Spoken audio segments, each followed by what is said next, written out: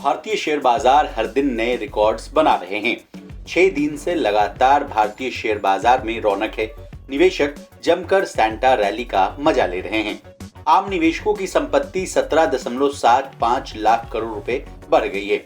मंगलवार को ही यानी कल निवेशकों की पूंजी में 3 लाख करोड़ रुपए का इजाफा हो गया। इसी बीच निवेशकों को भारतीय शेयर बाजार की तरफ और आकर्षित करने यानी अट्रैक्ट करने के लिए एनएसई ने नया इंडेक्स लॉन्च कर दिया है। जी हाँ, आप सही सुन रहे हैं। ये नया इंडेक्स निफ्टी 50 का वेरिएंट होगा, जो कि इंडेक्स की प्राइस परफॉर्मेंस के साथ साथ कैश डिविडेंड और बोनस इशू के असर को भी दर्शाएगा। अब क्या है नया इंडेक्स और इस इंडेक्स का क्या नाम है और किन किन करेंसीज में ट्रेड होगा, ये सब बातें जानने के लिए आपको हमारा ये वीडियो अंत तक जरूर देखना चाहिए। एनएसई के नए इंडेक्स का नाम निफ्टी 50 नेट टोटल रिटर्न यानी निफ्टी 50 एनटीआर है। Nifty 50 net total return index 2 currencies में कैलकुलेट किया जाएगा। एक भारतीय रुपया यानी आईएनआर और दूसरा यूएस डॉलर यानी यूएसडी। इसके 3 वेरिएंट्स होंगे। पहला निफ्टी 50 प्राइस रिटर्न, दूसरा निफ्टी 50 टोटल रिटर्न और तीसरा निफ्टी 50 नेट टोटल रिटर्न। अब एक एक करके तीनों वेरिएंट्स को आसान भाषा में समझने की कोशिश करते हैं।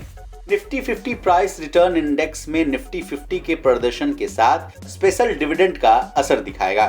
वहीं निफ्टी 50 टोटल रिटर्न में इंडेक्स के प्रदर्शन के साथ साथ स्पेशल और रेगुलर दोनों डिविडेंड का असर देखने को मिलेगा। निफ्टी 50 नेट टोटल रिटर्न में सभी डिविडेंड के साथ बोनस इशू से मिलने वाले फायदे का भी असर आपको दिखेगा। बता दें, ये सभी इंडेक्स रुपए और डॉलर दोनों में ऑफर किए जाएंगे। अब आपके मन में ये सवाल जरूर आ रहा होगा कि ये इंडेक्स क्यों लाया गया, तो इस सवाल का भी जवाब देने की कोशिश करते हैं। शेयर बाजार के मुताबिक इन इंडेक्स से उन विदेशी निवेशकों को आकर्षित किया जाएगा जो भारतीय इक्विटी मार्केट में निवेश करने के इच्छुक हैं। ये इंडेक्स एसेट मैनेजर्स के लिए बेंचमार्क और पैसिव फंड्स के लिए रेफरेंस इंडेक्स के रूप में काम करेगा। जाते जाते भारतीय शेयर बाजार में तेजी क्यों आ रही है, ये भी जान लेना बहुत जरूरी है। बाजार में मजबूती के कई कारण हैं। सबसे पहला, 5 राज्यों के विधानसभा चुनाव में से 3 में बीजेपी को बहुमत मिल गया है।